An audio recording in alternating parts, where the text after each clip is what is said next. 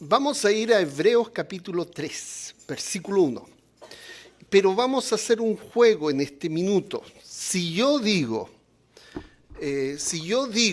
oír la voz de Dios, capítulo 3, versículo 1. Si yo digo oír la voz de Dios o escuchar la voz de Dios, ustedes van a decir, no endureceré mi corazón. ¿Es muy difícil? No, ok. Entonces, cuando ustedes oigan la voz de Dios, ok, y durante la predicación voy a decir, ¿qué significa no endureceré mi corazón? Ok, endurecer el corazón implica que no doy espacio a la voz de Dios. Y entonces no endurecer el corazón es voy a darle espacio a la voz de Dios. Entonces, cuando yo diga oír la voz de Dios, ok. Porque un principio importante es entender esto, que si yo no oigo la voz de Dios,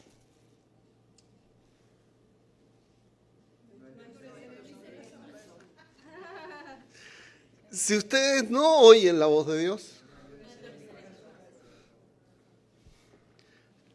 produce que tú te deslices, ¿ya? Te alejas. Entonces tú tienes que oír la voz de Dios. Porque nosotros, aún siendo cristianos, tenemos la posibilidad de endurecer nuestros corazones. Todos y cada uno. Y el llamado que Hebreos capítulo 3, en el capítulo en general, es decir, oye la voz de Dios. ¿Quién endureció el corazón? ¿Quién endureció el corazón en el Antiguo Testamento y que es un ejemplo, por decirlo de alguna manera, el ejemplo de endurecimiento de corazón? Pero antes hubo un hombre, el faraón. Fíjese lo que dice en Hebreos capítulo 1, comienza hablando del versículo 1 al 4, comienza diciendo que Jesús, el Mesías, es superior a todo. Luego comienza a decir que Jesús, el Mesías, que es superior a todo y por quien Dios nos habla, nos va a decir en el siguiente capítulo que Jesús es superior a los ángeles. Pero particularmente quiero que vean el 14. Así que por cuanto los hijos participan de carne y sangre, él igualmente también participó de lo mismo, para anular por medio de la muerte el poder de aquel que tenía el poder de la muerte, es decir, el diablo. Ya, esta carta a los hebreos fue escrita a hebreos, a gente que descendía de aquellos que habían salido de Egipto como esclavos, a los descendientes.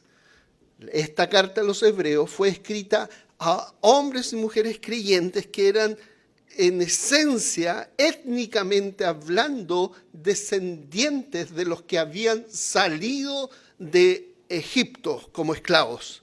Y en Egipto como esclavos había un enemigo que había sido derrotado. Y el enemigo derrotado había sido Faraón.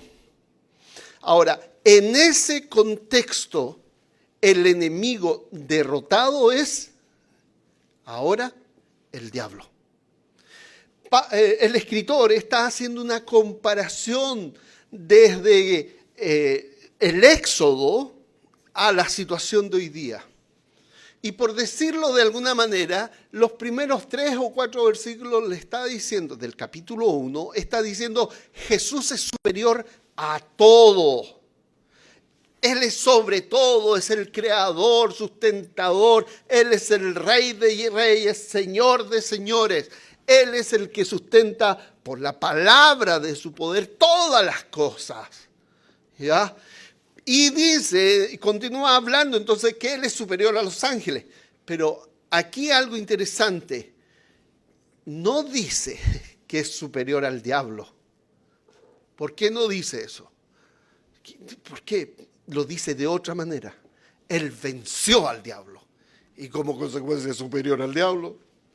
El vencedor es superior a, pero no da el espacio para decir acá, este es superior al diablo. Sin embargo, es vencedor sobre el diablo.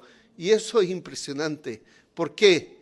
Porque cuando habla de los ángeles y después va a hablar de Moisés, está diciendo, mira, ¿ustedes admiran a los ángeles? Bueno, les voy a presentar a uno superior a los ángeles.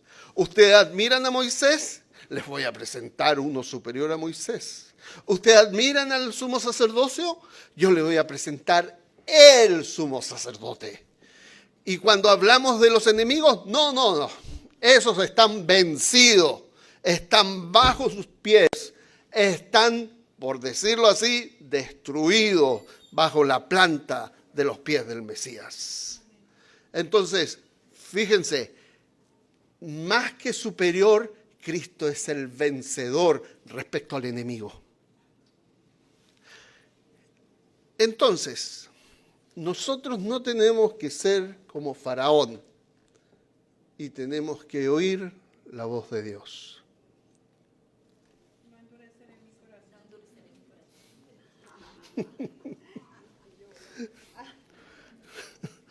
Entonces, vamos a Hebreos capítulo 3. Fíjese cómo comienza el versículo. Hermanos santos. Versículo 1. Por tanto, hermanos santos. No es que tengamos el apellido Santos todos nosotros. ¿Ya? No se refiere a eso. ¿Ya? Se refiere a que cada uno de los que hemos creído en Cristo, Dios nos apartó para sí, para Él, por Él. Nosotros cuando decimos santos en la Biblia significa apartado para mí, en el caso de Dios hablando.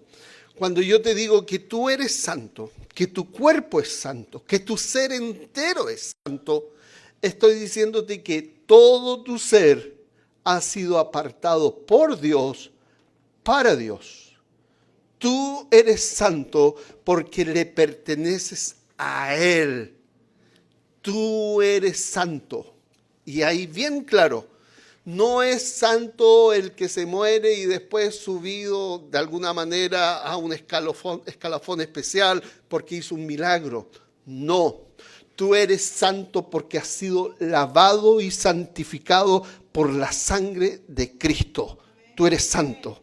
Entonces, hermanos santos, ¿ya? Y fíjense, participantes del llamamiento celestial. ¿Cómo? ¿Por qué?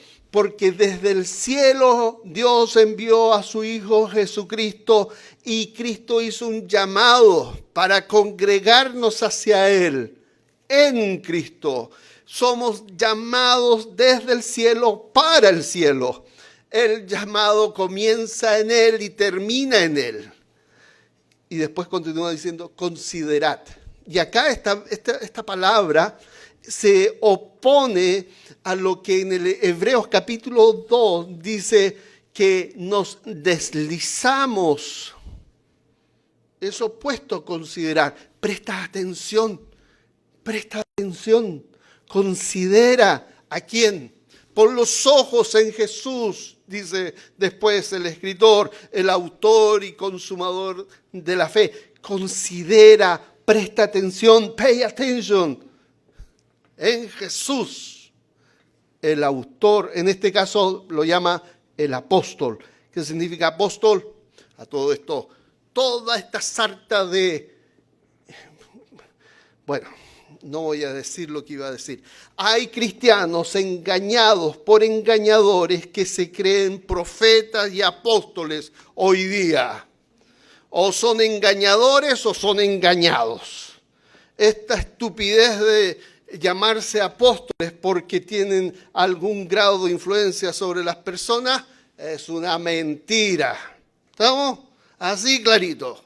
Y si usted tiene algún personaje que puede ser una buena persona, pero se autodenomina apóstol, él está engañado y está en las redes del engañador y está lamentablemente engañando. Puede ser un buen cristiano y que por estar en el sistema está siendo engañado y engaña.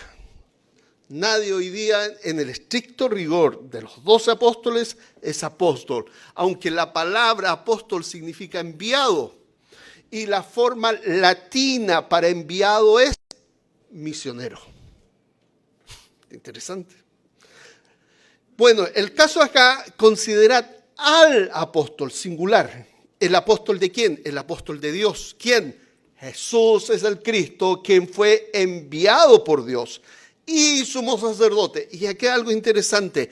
Dios lo envió desde el cielo para morir en la cruz y una vez resucitado, Dios lo ratificó, lo nombró o lo consagró tras su resurrección como nuestro sumo sacerdote. No hay un papa, no hay un santo padre, algo así. También es una mentira. Mentira del enemigo. El único sumo sacerdote es Cristo, nuestro Señor. Es la manera en que nos acercamos a Él, a Dios, a través de nuestro sumo sacerdote. Ahora,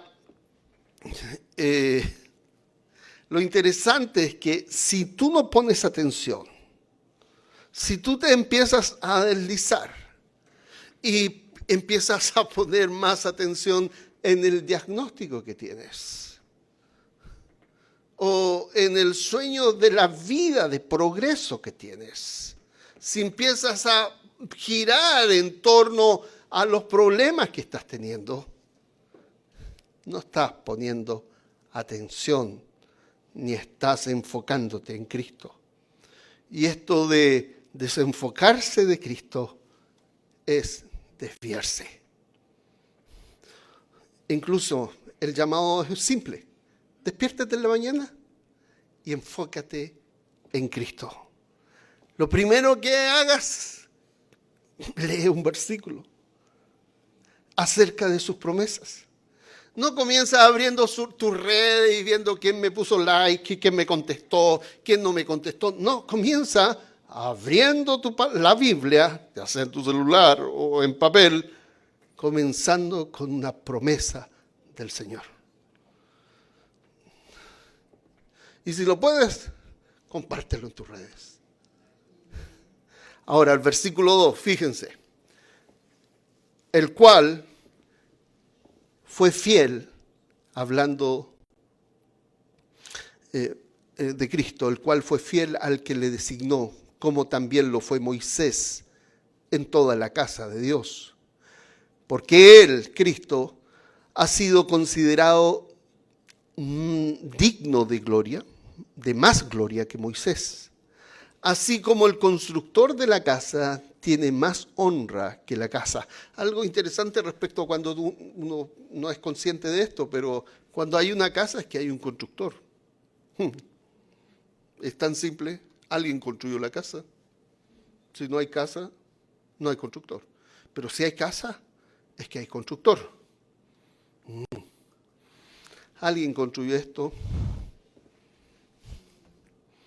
¿Y quién fue? Nuestro Señor. Versículo 4, porque toda casa es hecha por alguno, pero el que hace todas las cosas es Dios. Y Moisés fue fiel en toda la casa de Dios como siervo para testimonio de lo que se iba a decir más tarde. Cuando estamos estudiando las clases bíblicas los domingos en la mañana, en la escuela dominical, estamos estudiando esto. Cómo Moisés testificó acerca de Jesús, el Mesías, a través de todas las ofrendas, a través de todos los sacrificios, empezamos a escarbar y empezamos a dar cuenta que todo esto está escrito, particularmente en Levítico, que parece un libro aburrido, pero a mí me ha fascinado ahora últimamente, para testimonio de lo que iba a suceder más tarde. Me cobra tanto sentido este versículo hoy día. Versículo 6, pero Cristo fue fiel como hijo sobre la casa de Dios, cuya casa somos nosotros. ¿Tú sabes que tú eres casa de Dios? ¿Tú eres de los santos? Hermano santo. Tú eres de la casa de Dios. Y acá, aunque está la traducción incondicional, sí retenemos firme hasta el fin nuestra confianza y la gloria de nuestra esperanza.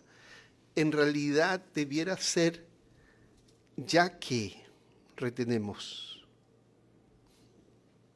Si tú eres creyente en Cristo, vas a retener firme hasta el fin tu confianza y te vas a concentrar en la gloria de nuestra esperanza. Es un ya que más que un sí condicional. Después lo vamos a ver. La consecuencia natural y lógica de un creyente es perseverar. Un creyente muestra frutos de perseverancia. Es como yo sé que un manzano es manzano, porque cuando me acerco al manzano no veo peras, veo manzanas. Y yo puedo ver y decir, ese es manzano. Si, como ignorante que soy de los árboles, pero si yo le preguntara a mi esposa, ella me diría, es un manzano y no tengo necesidad de ver las frutas. Bueno, Moisés fue fiel como siervo en la casa. Cristo es hijo sobre la casa y merece más gloria que la casa porque la construyó él. Moisés fue fiel, pero siervo. Su función fue indicarnos a Cristo. Cristo es el Hijo, el constructor. Él es el indicado. Si Moisés indicaba a Cristo. Indicar a Cristo. Y Cristo era el que era indicado por Moisés. Y si no entendemos eso, nos perdemos. Cristo es el que era señalado. Versículo 6 dice, somos su casa. Si retenemos esa expresión, la confianza y el gloriarnos en la esperanza hasta el fin. No hay que entender como que perdemos la salvación. Hay que entenderlo como evidencia de una fe que permanece. ¿Ya? El creyente permanece creyendo. ¿Ya? Es una fe viva que viene a vivir en la persona porque el Espíritu Santo hace y produce esta fe. Imagínense, se da el ejemplo de que nosotros somos piedras vivas y que formamos un edificio que es la iglesia como casa de Dios. Ok, imagínate que perdamos la salvación. Hoy día sacamos esta piedra de la casa. Recuperamos la salvación. Hoy día ponemos la piedra en la casa. Mañana perdemos la salvación. Sacamos la piedra de la casa. Y tenemos una casa tipo colador que se va poniendo y sacando. No es así. El hecho es que el retener la confianza es evidencia de la fe que tenemos. Ahora, algo interesante. ¿Quién gobierna esta casa que eres tú? ¿Cristo o tus problemas? Retener implica entonces que yo voy a mirar a Cristo, mirarlo a Él para que Él guíe mi casa. Y eso se va a manifestar en conductas concretas. Por ejemplo, si promete algo, cumple lo que promete. Tienes que ser obediente, tienes que ser íntegro en tus relaciones. Y hermanos, tenemos que ser íntegros aún en nuestro comportamiento sexual. Tenemos que mostrar esta integridad. ¿Por qué? Porque Jesús es el Señor de mi vida. ¿Ya? Entonces, Jesús es el Hijo y dueño y soberano de tu casa. Versículo 7. Por lo cual, como dice el Espíritu Santo, si oís hoy su voz,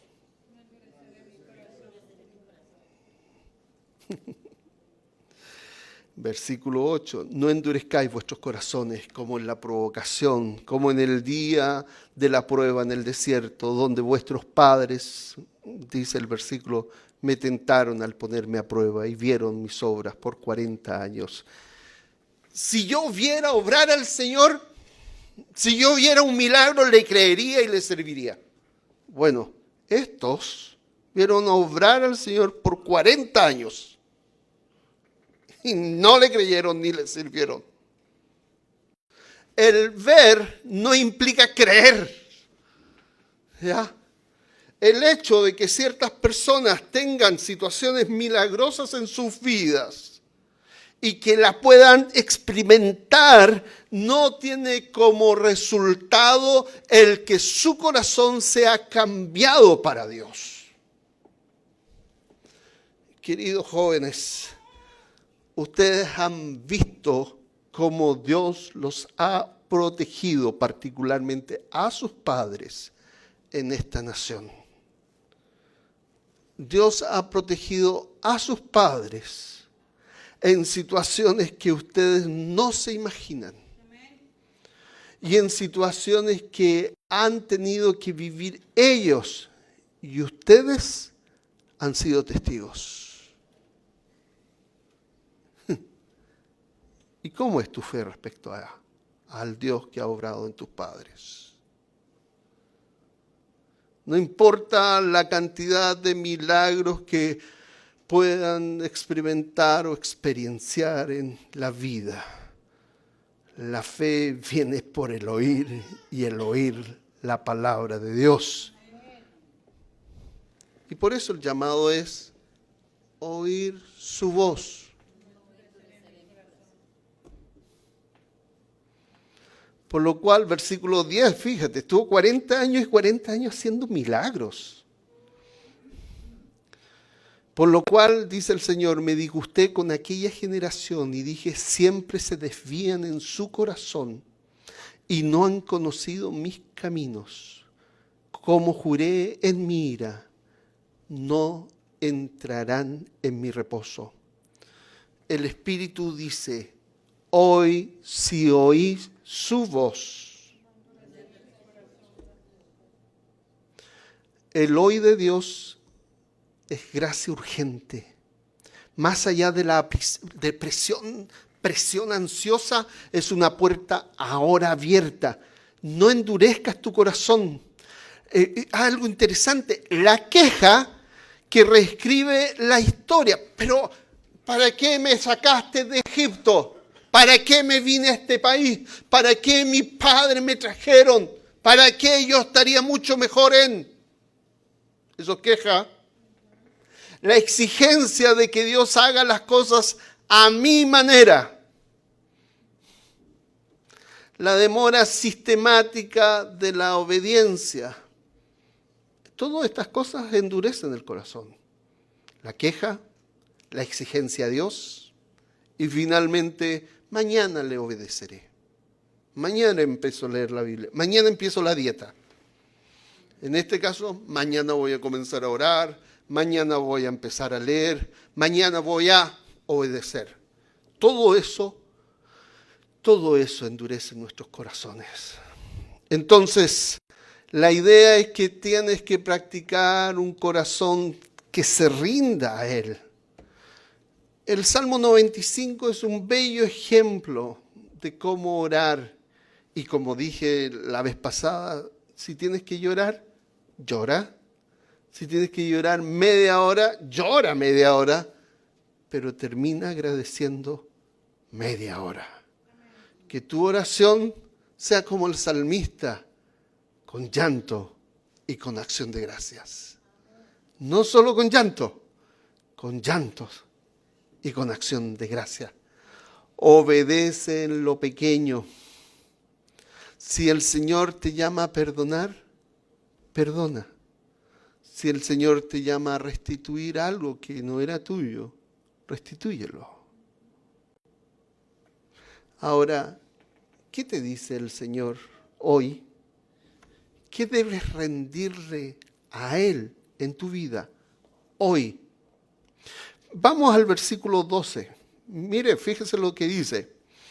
Tened cuidado, hermanos, no sea que en alguno de vosotros haya un corazón malo de incredulidad para apartarse del Dios vivo.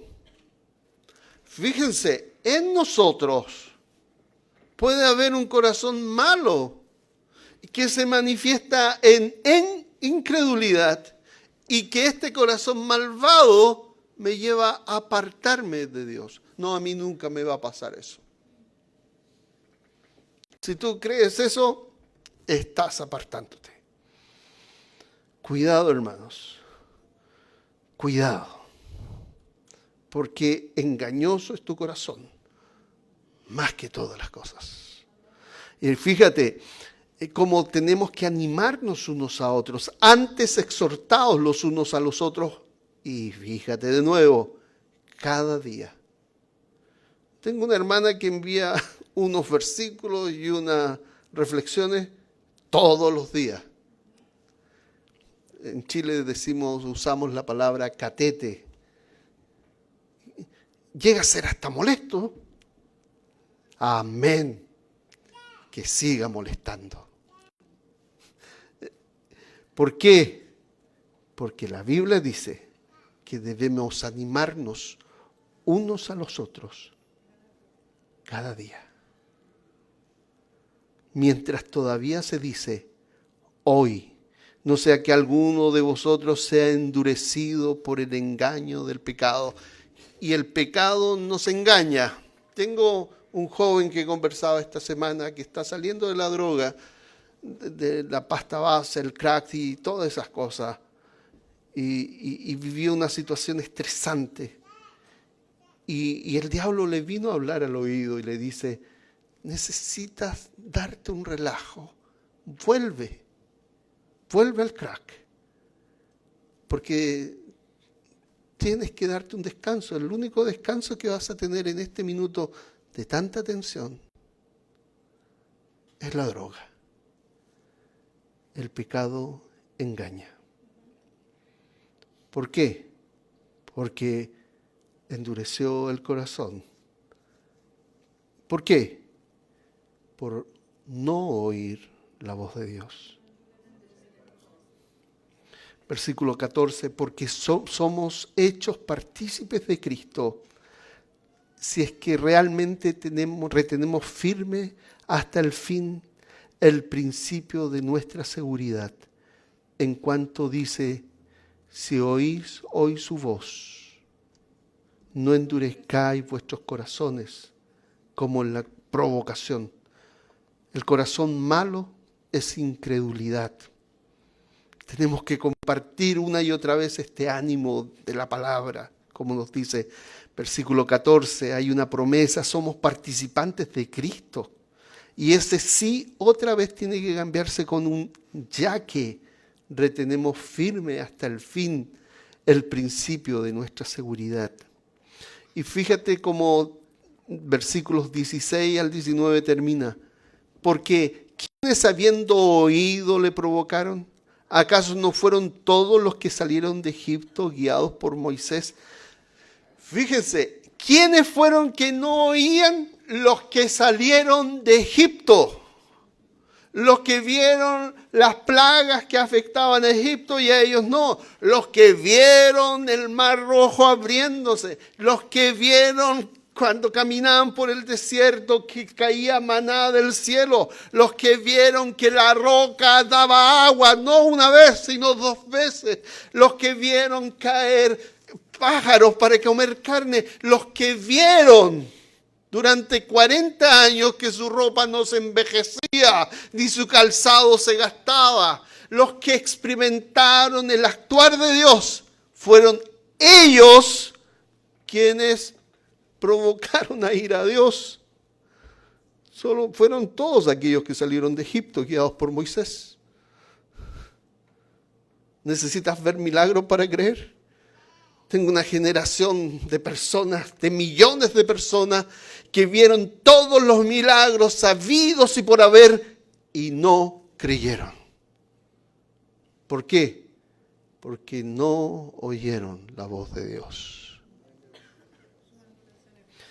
Verso 17. ¿Y con quiénes se disgustó por 40 años? ¿No fue por aquellos que pecaron, cuyos cuerpos cayeron en el desierto? ¿Y a quienes juró que no entrarían en su reposo, sino los que fueron desobedientes? Fíjate, esta es la esencia de todo. Y la razón de por qué fueron así. Vemos pues que no pudieron entrar a causa de su incredulidad. Y sabes que también, yo no quiero sonar como predicador de la prosperidad, lejos esté de mí, pero sabes que ¿por qué tú no estás gozándote en lo que Dios te ha dado? A causa de tu incredulidad. ¿Tú sabes qué pasa con las pruebas de la vida que estás teniendo? Las pruebas de la vida muestran lo que hay en tu corazón. Y si tú pierdes la paz, el gozo, y si tú pierdes eso que es la chispa de tu vida por los problemas que estás teniendo, es a causa de tu incredulidad. Tú sabes que estás en una prueba. Es una posibilidad ahora. O si no estás en una prueba, o es que saliste de una. O si no saliste de una, no estás en una prueba, es que vas a entrar en una.